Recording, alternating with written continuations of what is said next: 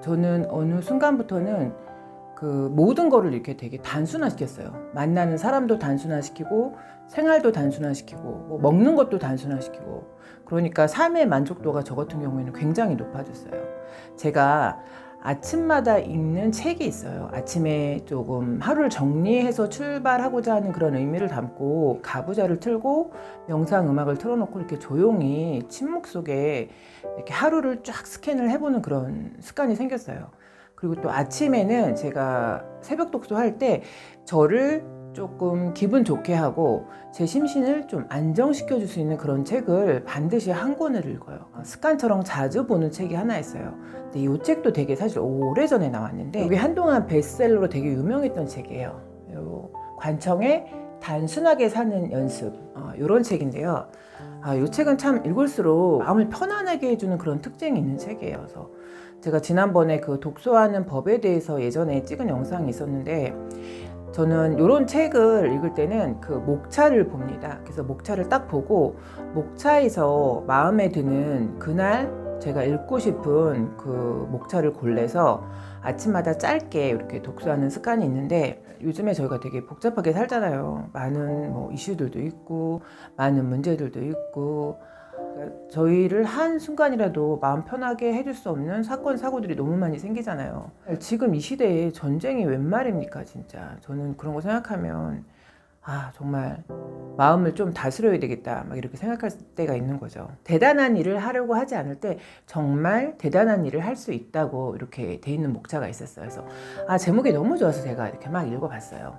근데 제가 요거를 읽어보고서 생각난 사건이 있었는데, 제가 예전에 직원일 때 제가 아끼는 동생 팀원이 있었어요. 그래서 제가 그 친구가 들어온 지 얼마 안 돼서, 입사한 지 얼마 안 돼서 되게 미숙한 게 많은 거예요. 그래서 제가 저는 이제 그 동생을 너무 예뻐하는 마음에 그 친구가 못하는 거를 제가 다 받아서 제가 막 해줬어요. 그래서 저는 그러면 이 친구가 저를 되게 고마워하겠지, 저는 이렇게 혼자서 착각을 했었던 거예요. 근데 어느 날 이 친구가 저한테 그러는 거예요. 왜 언니는 나한테 일을 가르쳐 주지 않고 왜 언니가 다 해주냐, 이렇게 얘기를 하는 거예요. 그래서 제가 언니는 고기 잡는 법을 가르쳐 주지 않는다, 고기를 잡아서 나한테 준다, 이렇게 얘기를 하는 거예요. 정작 나한테 필요한 건 고기를 잡는 법을 가르쳐 줬으면 좋겠다, 이렇게 얘기했는데 제가 그때 앞불싸했습니다. 정말 그 친구 말이 맞는 거죠. 제가 정말 판단 미스를 낸 거예요. 이 친구가 들어온 지 얼마 안 되고 너무 모르니까 내가 빨리 해줘야 되겠다, 저는 이런 생각으로 했었던 거예요. 그거를 제가 되게 잘하고 있다고 착각을 했었던 거죠. 그래서 그때 다시 한번 저는 그런 생각을 했어요. 내가 이 친구한테 잘해줘야 되겠다, 잘 보여야 되겠다, 잘해주고 싶다, 이런 생각이 앞서다 보니까 판단 미스를 내버린 거죠. 공자가 하신 말씀 있잖아요. 이건 다 들어보셨을 거예요. 군자는 위소유 위소불이한다, 이런 얘기 한 번쯤 들어보셨을 것 같아요. 해야 할 일을 해야 하고 해야 하지 말아야 될 일은 하지 말아야 된다, 이 얘기인 거예요. 근데 딱 이 문구를 보고 제가 그 직원에게 했던 그런 판단 미스가 생각이 나더라고요. 해야 할 일과 하지 말아야 할 일을 나누면 시간 확보도 될 뿐더러 평온감을 느끼게 된다는 거죠. 어떻게 보면 누군가를 위해서 내가 뭔가를 해줘야 되겠다, 이것도 이게 과다하면 하나의 욕심이 되는 거죠. 그러니까 내가 해줘야 될 거, 하지 말아야 될 거를 배분을 하면 평안하고 평온해질 수가 있는 거죠. 제가 이걸 읽으면서 정말 오래된 얘기예요. 근데 그때 그 사건이 이렇게 한 장면처럼 떠오르더라고요. 정말 배려는 그런 것 같아요. 그 상대방이 원하는 걸 해주는 게 배려인 거죠. 그냥 나는 얘를 배려했어, 이건 진정한 배려가 아닌 거예요. 그러니까 저도 그런 미스를 굉장히 많이 하는 사람인데, 상대가 나에게 무엇을 원하고 있나, 정말 그것을 해주는 게 진정한 배려인 거죠. 내려놓겠다, 이 뜻은 내가 그 일을 포기하겠다, 이런 의미가 아닌 거죠. 내려놓음과 포기는 다른 거예요. 그리고 내려놓음이 상실도 아닌 거고, 내려놓음은 단지 한 템포 쉼표 같은 거예요. 좀 더 진일보하기 위해 장기적인 생각을 가지고 잠깐 나의 재충전 시간을 갖는 거다, 이렇게 생각하는 게 정말 필요할 뿐더러 장기적인 발전을 할 수 있고 더 많은 것을 얻을 수 있다고 생각을 합니다. 인생이 뜻대로 흘러가지 않을 때는 그냥 내버려 두래요.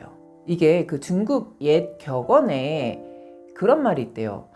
얻을 운명이면 얻을 것이고 얻지 못할 운명이면 억지로 구하지 말래요. 이거를 보면서 그 성경 말씀이 갑자기 생각이 났어요. 제가 좋아하는 성경 문구가 있는데 그 내용을 해석하면 그런 거예요. 사람이 아무리 자기의 뜻대로 계획을 세워도 그것을 인도하는 이는 결국에는 하나님이라는 거예요. 이 문구나 이 격언이나 일맥상통하는 부분이 있는 거예요. 그러니까 어느 날 그거에 대한 큰 깨달음이 왔어요. 내가 정말 그동안 너무 열심히 살았는데 내가 하나하나씩 계획을 세우면서 그 시간 최선을 다했지만 사실 제가 계획대로 되는 거는 거의 많지 않았던 것 같아요. 그래서 내가 계획을 세운다는 거는 되게 무의미하구나, 이걸 어느 순간 알게 된 거예요. 제가 할 수 있는 영역은 그냥 열심히 하는 거예요. 최선을 다하는 거. 내가 주어진 시간 안에서 즐겁게 최선을 다하는 거. 그 나머지 영역은 그냥 자연스럽게 흘러가게 두는 거가 맞다. 이런 생각을 많이 하게 된 거죠. 그런데 이런 글을 읽을 때는 예전에는 이런 글이 저한테 크게 와닿지 않았어요. 근데 요즘에는 제가 이거를 온몸으로 느끼고 있는 거죠. 그래서 모든 거는 자연의 이치가 있고 또 그 사람의 때가 있고 거기에 맞게 자연스럽게 흘러가는 거다. 너무 조급해하거나 너무 마음 아파하지 말자. 이렇게 제가 스스로 이건 사실 독서임이라고 생각을 해요. 그래서 그렇게 마음을 다스릴 수 있게 된 거죠. 인생의 여백으로 행복에 가까워지기. 여러분 살면서 인생의 여백을 주시나요? 보면은 정말 여백 없이 앞만 보고 막 달려가시는 분이 있어요. 근데 그런 분들은 그거를 인지 못하시는 거죠. 저도 한때는 정말 앞만 보고 쉬지 않고 막 달려왔던 때가 있었던 것 같아요, 분명히. 그래서 정말 잠자는 시간이 아까워서 하루에 막 4-5시간도 못 자고 막 이럴 때가 있었어요. 지금은 제가 좀 여유 있는 부서에서 일을 해요. 근데 제가 이렇게 시간적인 여유가 조금 있다 보니까 어떤 생각이 들었냐면, 내가 그동안 10년 동안 앞만 바라보고 토요일 일요일도 없이 일만 했던 그거보다 지금 1년 이 시간이 더 배운 게 많다, 이런 생각이 드는 거예요. 요즘에 보내는 이 시간 안에서는 제가 뭐를 배우고 있냐면 사람들이 베푸는 인정, 또는 사람들이 따뜻하게 교감하는 소통, 불쌍한 사람을 서로 도와주려고 하는 그런 선량한 마음, 이런 거를 제가 아주 가까이서 보게 되는 거예요. 그래서 내가 지금까지 뭐를 보고 살았던 거지? 이런 생각이 있는 거예요. 그래서 내가 그동안 그 삶의 여백을 정말 안 두고 살았구나. 정말 정신없이 막 눈 뜨면 움직이고 가서 일하고 막 여기저기 쫓아다니면서 내가 그렇게 앞만 보고 달렸구나, 이런 생각이 드는 거예요. 그런 말씀 많이 하시잖아요. 물이 차면 넘치고 달 역시 차면 기운다, 이런 말씀 많이 하시잖아요. 그거를 넘치고 난 다음에 하는 거죠. 많은 것을 잃고 나서 하는 거죠. 제가 지난 여름에 저희 독서 모임 하시는 분들하고 속초에 여행을 갔었어요. 근데 제가 그때 되게 마음이 편안한 상태에서 갔기 때문에 온전히 1박 2일을 너무 행복하게 보내고 왔어요. 근데 제가 정말 오래간만에 바다를 보면서 저 끝에 있는 하늘하고 바다하고 그 사이에 여백이 있다는 걸 알았어요. 그리고 그 사이에 여백이 보인다는 걸 알았던 거예요. 근데 그 여백이 없었을까요? 사실 제가 그거를 보면서 내 마음에 여백이 생긴 거구나, 내 마음에 이제 약간의 공간과 여유가 생긴 거구나, 이런 생각을 하게 된 거예요. 여러분 혹시 너무 바쁘게 사셔서 삶의 여유를 잃고 중요한 거를 놓치고 사시지 않나? 이것을 반드시 한번 체크해 보셔야 될 것 같아요. 나만의 안전지대에서 벗어나라, 이런 목차가 있었어요. 근데 그 안에 내용을 읽어보니까 사람들은 다 편안한 걸 추구하잖아요. 그 안전지대를 벗어나지 못한다는 거예요. 그래서 이 책에 보면 어떤 대학 교수가 졸업을 앞두고 학생들한테 좋은 말을 해주고 싶었던 거예요. 그래서 이렇게 크게 원을 그리고 이렇게 집을 그렸대요. 그래서 학생들한테 물어봤다는 거예요. 여러분들이 요 집과 요 안을 벗어나면 어떨 것 같냐? 그랬더니 학생들이 너무 무섭다, 너무 불안하다, 집이 그리울 것 같다, 막 이렇게 얘기를 했다는 거예요. 그래서 그 교수님이 그거보다 더 큰 원을 그리고 더 좋은 집을 그렸다는 거예요. 그러니까 학생들이 갸우뚱하면서 쳐다봤다는 거죠. 이 원 안전지대를 벗어나면 더 큰 세상이 있고 더 큰 집이 있을 수 있다. 이렇게 설명을 했다는 거예요. 그래서 그 설명을 듣고 그 학생들이 안전지대를 벗어나야 되겠구나. 이거를 그 교수님이 학생들한테 설명하고 싶었던 건데 그것을 딱 정리를 해주셨다는 거예요. 제가 그걸 보면서 저도 그런 생각을 했어요. 내가 공무원이라는 직업을 하면서 매월 따박따박 나오는 세금을 가지고 내가 너무 안주하고 있는 거 아닌가? 저도 이런 생각을 하게 된 거죠. 저도 언젠간 세상 밖으로 나가야 되는데 내가 세상 밖으로 나갈 때 그 세상은 어떤 모습일까? 저도 그게 되게 사람이 제일 무엇 때문에 도전을 못할까요? 저는 두려움이라고 생각해요. 두렵기 때문에 도전을 못하는 거죠, 결국엔. 그래서 저 역시 그 두려움이 없지는 않겠지만 이 동그란 원의 밖의 세상을 자세히 보고 있어요, 저도. 세상 밖의 사람들은 어떤 얘기를 하고 세상 밖의 사람들은 무엇에 집중을 하고 세상 밖은 어떻게 움직이고 제가 그거를 가장 쉽게 얻는 거는 역시 책이에요. 책에서 많이 얻고 그런 많은 자료들을 보면서 공부도 하고 그러는 거죠. 이 안전지대를 벗어나는 시도는 여러 가지가 있을 거라고 생각해요. 저는 그 중에 하나가 제가 안 해봤던 거를 혼자서 막 해보는 도전을 하고 있어요. 그래서 지난번에 제가 그 영상으로도 찍은 게 있는데 제가 그 비 오는 날 우중 캠핑을 혼자 하는 게 제 버킷리스트에 있었어요. 그래서 제가 그거를 용감하게 비 오는 날 혼자 캠핑을 한 적이 있었거든요.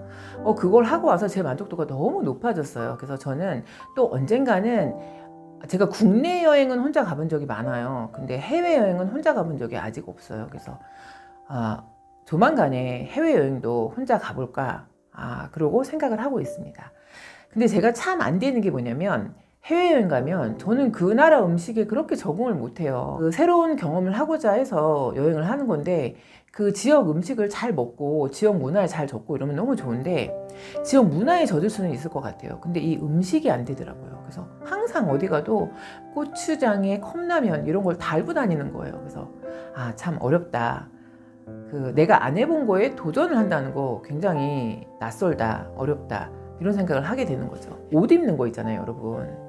그러니까 저는 이거는 이제 집이니까 이렇게 편하게 복장을 입었는데 우리는 이제 뭐 하다 보면 회의 같은 게 많잖아요. 어르신들 회의도 있고 뭐 시민들한테 브리핑할 때도 있고 이러니까 거의 정장을 입게 돼요. 그러니까 이 정장을 입다 보니까 그 청바지 입는 거 너무 어색해요. 그래서 저는 그 주말에는 인위적으로 막 청바지를 입으려고 노력을 해요. 저도 제 안전지대에서 좀 벗어나려고 그 자잘한 그런 시도를 하고 있는데 제가 20대 때는 머리를 막 허리까지 기르고 파마를 막 크게 하고 막 옷이나 액세서리를 굉장히 과감하게 했었어요. 근데 이게 이제 직장 생활, 특히 보수적이라는 공무원 생활을 오래 하다 보니까 이 옷이나 액세서리가 점점 정말 얌전해지는 거예요. 그래서 정말 환경에 사람이 지배를 많이 받는구나. 저도 이런 걸 많이 느끼는 거죠. 정상에 이르기 전에 조용히 내려와도 좋다. 이런 목차가 있어요. 여러분 정상에 올라 보셨나요? 그 정상이 뭘까요? 사실 다 자기만족인 것 같아요. 그러면 정상을 오르기 전에 내려오실 용기는 있으신가요?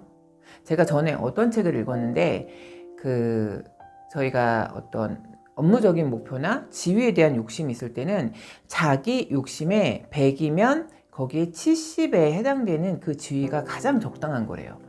그 이상을 하면 이 몸이 못 견디고 못 받아낸다는 거죠. 이 책에서도 보면 히말라야를 등반했는데 어떤 사람이 6,400m에서 내려왔다는 거예요. 그래서 그 사람들이 너무 아까워서 4분의 3이나 올라왔는데 조금만 더 기운을 내서 우리 정상까지 가보자 이랬다는 거예요.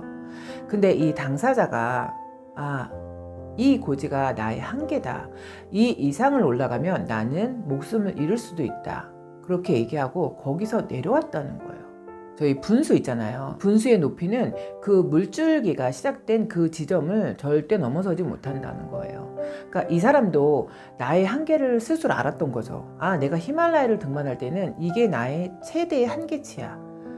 그래서 멈춰야 될 때를 알았던 거고 내려와야 될 때를 알았던 거죠. 그래서 저도 이 글을 읽으면서 그런 생각을 많이 해요.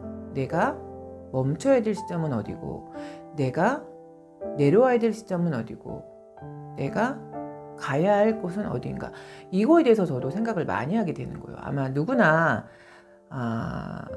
퇴직을 앞두고 계신 분들은 이런 생각 정말 많이 하실 것 같아요. 근데 그 시기를 잘못 잡으면 생각지도 않은 불운들이 겹치는 거죠. 그래서 이거에 대해서도 정말 많이 생각해보는 연습을 하는 거 굉장히 필요하다, 이런 생각이 들었습니다. 이 책에 보면 로맹 롤랑이 얘기한 아주 좋은 글귀가 있어요. 이 글귀를 한번 적어드리고 여러분 힘든 시기에 마음을 다스리시면서 단순하게 사는 연습 해보시는 것도 정말 좋을 것 같습니다.